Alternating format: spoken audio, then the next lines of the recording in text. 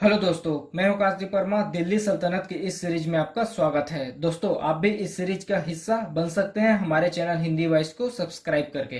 दोस्तों, आज के इस वीडियो में हम लोग दिल्ली सल्तनत में बलबनी वंश के अंतिम शासक कैकुबाद और क्यूमर्स के बारे में पढ़ेंगे। लेकिन इससे पहले मैं आपको छोटा सा इन लोगों का फैमिली बैकग्राउंड बताऊंगा, फिर इन दोनों शासकों के बारे में हम लोग पढ़ेंगे। देखिए, बलबनी वंश, इसके संस्थापक थे गयासुद्दीन बलबन और इसके दो पुत्र थे, महमूद और बुरक खां। देखिए, महमूद का पुत्र था कैखुसरो और बुरक खान के पुत्र थे कैकुबाद और क्यूमर्स।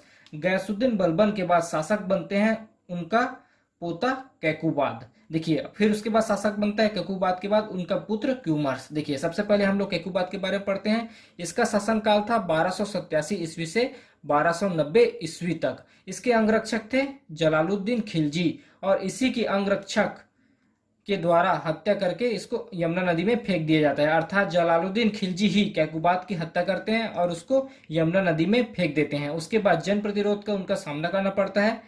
जलालुद्दीन खिलजी को जन प्रतिरोध का सामना करना पड़ता है और जन प्रतिरोध के सामना करने के कारण वह शासक बनाते हैं उसके पुत्र क्यूमर्स को। और इसका शासनकाल केवल 3 माह का था।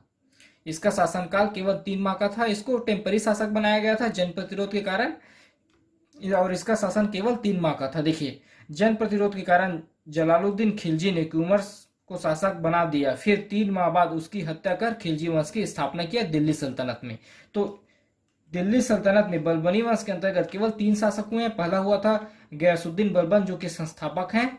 दिल्ली के बाद शासक बने उनका पोता कैकुबाद, और कैकुबाद की हत्या करते हैं जलालुद्दीन खिलजी। फिर जन प्रतिरोध के कारण शासक बना देते हैं क्यूमर्स को, और क्यूमर्स की 3 माह के बाद उनका भी हत्या कर कर दिल्ली सल्तनत में खिलजी वंश की स्थापना करते हैं जलालुद्दीन खिलजी। तो नेक्स्ट पार्ट में हम लोग जलालुद्दीन खिलजी के बारे में पढ़ेंगे दिल्ली सल्तनत में। अभी के लिए इतना ही। धन्यवाद।